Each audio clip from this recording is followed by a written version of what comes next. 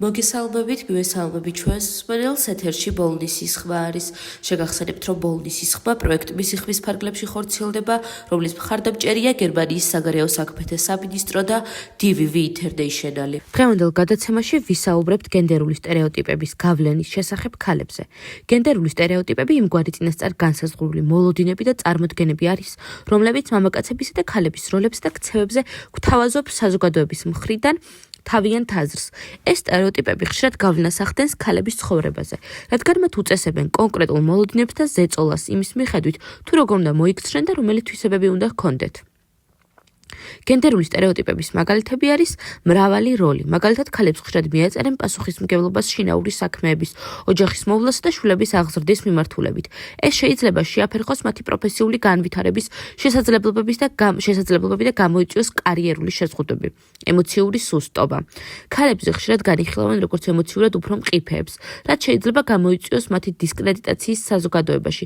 მაგალითად, როდესაც მათ გადაწყვეტილების მიღება უნდა მოახდინონ, ისინი ამ დროს სუსტ სქესად მიიჩნევენ იქ მყოფი საზოგადოება ამ მოვლენის დროს. სილუეტის და გარეგნობის პრიორიტეტი. ქალებზე მოითხოვება, რომ სილამაზის სტანდარტებს შეესაბამებოდნენ და რაც ხელს უშლის მათ ყოფნაში უფრო მრავალფეროვან როლებში იმყოფებოდნენ. კარიერული შეზღუდვები.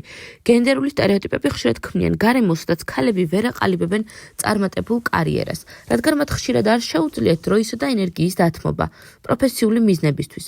მათი ოჯახური ვალდებულებების შესრულება უწევთ.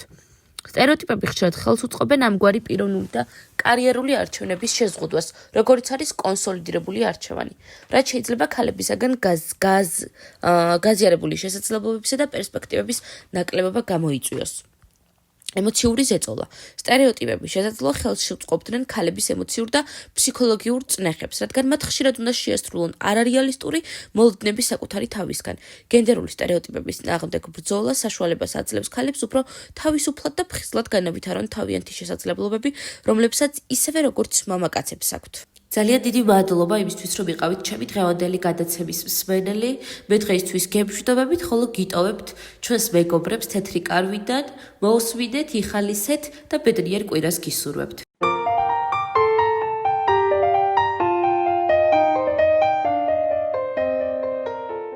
მოგესალმებით მეგობრებო. მე ვარ ნინი 37 წლის. დღეს თეთრ კარავში ქალები ისეთ თემაზე სასაუბროდ შევიკრიბეთ, რასაც სექსუალური ძალადობა ქვია.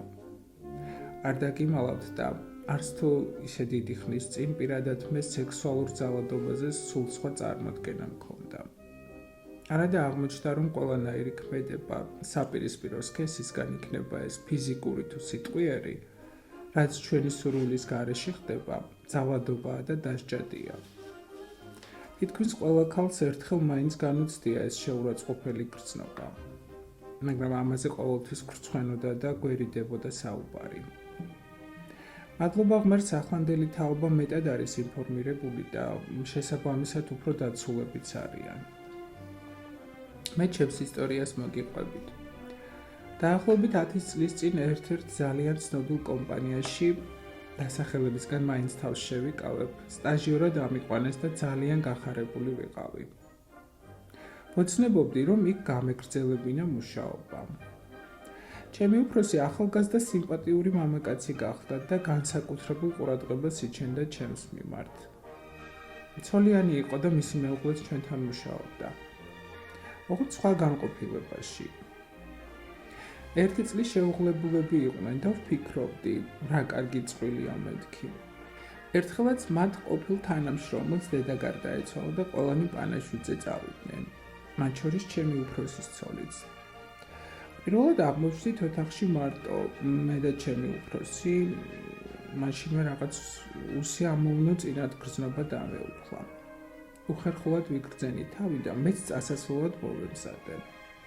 უკვე გავდიოდი ოთახიდან, რომ მომაძახა. დამელოდა მეც მოვდივარო. ლიფტში რომ შევიდით, უფრო დავიძაბე. უცებ ხელები მომხვია და ფღვაძუნი გამიწყო. ისე დავიბენი, აღარ ვიცოდი როგორ მომეშორებინა. ამასობაში ლიფტიც გაჩერდა, კარი გაიღო და თავთვით მოგლეჯილი გავიქეცი. ის იყო და მას მერე იქით აღარ გამიხედავს. ჩემი ნივთების წარმოსაღებადაც კი არ მივედი. ჩემ მშობლებს უთხარი აღარ მაინტერესებს იქ სიარული თქო. პირველად ვყვები ამ ამბავს. არადა წესით უნდა მემხილებინა და მე კი არა ის ვაჟბატონი უნდა წაბრძანებულიყო. თანაც ისე რომ ცოლსაც გაეგო როგორი ნანძირავას გვერდით ცხოვრობდა. ეს ხომ ჩვეულებრივი უსამართლობაა, რომელიც დამცირებულს და დათრგუნულს გტოვებს და მთელი ცხოვრება შეიძლება რომ დაუცველობის კომპლექსი ჩამოგიყალიბდეს. მოგესალმებით. მე ვარ მაკა 29 წლის. მეც პირველად ყვები ამ ამბავს და ზოგმა შეიძლება კიდეც გაიფიქროს, აქ რა იყო მოსაყოლიო. მაგრამ არა, სწორედაც რომ უნდა ხმამაღლა ვილაპარაკოთ ყველა იმ ანომალიაზე, რაც ჩვენს გარშემო ხდება, რომ ამით წინ აღვდგათ მსგავს ფაქტებს. წლების მანძილზე, მაშინ როცა უკვე გათხოვილი ვიყავი და ქმარი მყავდა, ერთი ჩემი თანამშრომელი მუდმივად, ჩუმად, ისე რომ სხვებს არ გაეგონათ, იხელთებდა ხოლმე დროს და საშინელებებს მეუბნებოდა ჩუმად ყურში, ჩურჩულით. უფრო სწორად თავის უხამ სექსუალურ ფანტაზიებს მიზიარებდა. ვისთვის უნდა მეთქვა, ჩემს ქმარს რომ გაეგო ნამდვილად მოკლავდა და ამის გამო ციხებში ხომ არ გავუშვებდი. სულ ვცდილობდი რომ მასთან ახლოს არ აღმოვჩენილიყავი, მაგრამ მაინც ახერხებდა. ერთხელაც მორიგი სიბინძურე ჩამჩურჩულა, მე ვეღარ მოვითმინე და ისეთი ძალით გავაწანი სილა, რომ მართლა დავინახე თვალებიდან როგორ წამოსცვივდა ნაპერწკლები. ის დღე იყო და ის, მე ახლოს აღარ გამკარებია. მაგრამ მოგვიანებით შევნიშნე, რომ ჩვენს ახალ თანამშრომელს გადაეკიდა, რადგან ვხედავდი ახლოს ჩაუვლიდა თუ არა ეს გოგო ჭარხალივით როგორ წითლდებოდა. არ ვიცი ასეთ მანიაკებს როგორ უნდა მოვექცეთ, მაგრამ ფაქტია, როცა ეცოდინებათ, რომ შეიძლება დაისაჯონ, ფრთხილად იქნებიან. მეც მოვყვები, ოღონდ ეს არ არის ჩემი ამბავი. მაშინ სულ პატარა ვიყავი და წესიერად არც კი მესმოდა რა ხდებოდა. ჩვენს იტალიურ ეზოში ცხოვრობდა ახალგაზრდა ცოლ-ქმარი და ყველა მეზობელმა იცოდა, ლოთი ქმარი ყოველღამე ფიზიკურად და სექსუალურად როგორ ძალადობდა ცოლზე.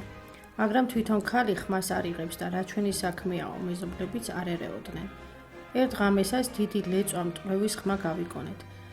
მერე ისევ ჩაწყნარდა ყველაფერი და მეზობლებმაც მშვიდი ძილი გააგრძელეს. დილასაც რომ არავინ გამოიხედა ფანჯრიდან, მეზობლებმა შუადღემდე იცადეს. მერე კარზე დიდხანს აკაკუნეს. ბოლოს კი კარი შეამტვრიეს და შევიდნენ. ოთახში საწოლზე უგონოდ ეგდო თავგახეთქილი შიშველი კაცი და სისხლში ცურავდა. ბეწვზე მიუსწრეს და გადაარჩინეს. ცოლი კი იქ არ დახვდათ. რა დროს გაიქცა სახლიდან არავინ იცოდა. დიდხანს ეძებეს ქალი, მაგრამ მის კვალს ვერსად მიაგნეს. როცა მისი მშობლებიც მოვიდნენ, აღმოჩნდა რომ არაფერი იცოდნენ იმ ძალადობაზე, რასაც მათი ქალიშვილი 2 წელი უძლებდა. ის კი არა ეგონათ რომ ძალიან ბედნიერი იყო, რადგან სიყვარულით გათხოვდა და არასოდეს ქმარზე საყვედური არ დასცდენია. მერე კი მოგვიანებით ისიც გავიგეთ, რომ ის ქალი დაუჭერიათ და ციხეშიც მჯდარა. კაცი მაშინ კი გადარჩა, მაგრამ მაინც მალე გარდაიცვალა. მიუხედავად იმისა, რომ პატარა ვიყავი, ამ ამბავმა ძალიან იმოქმედა ჩემზე და მას მერე სადმე პატარა ძალადობის მოწმე თუ გავხდებოდი, მაშინვე პოლიციას ვიძახებდი. თქვენს ყველას მოგიწოდებთ, რომ არასოდეს დახუჭოთ თვალი უსამართლობაზე და აუცილებლად მოახდინეთ რეაგირება. ახლა კი უკვე მანიშნები, რომ ჩემი დრო ამოიწურა. კიდევ ერთი კვირით დაგემშვიდობებით. მომავალ შეხვედრამდე, მეგობრებო.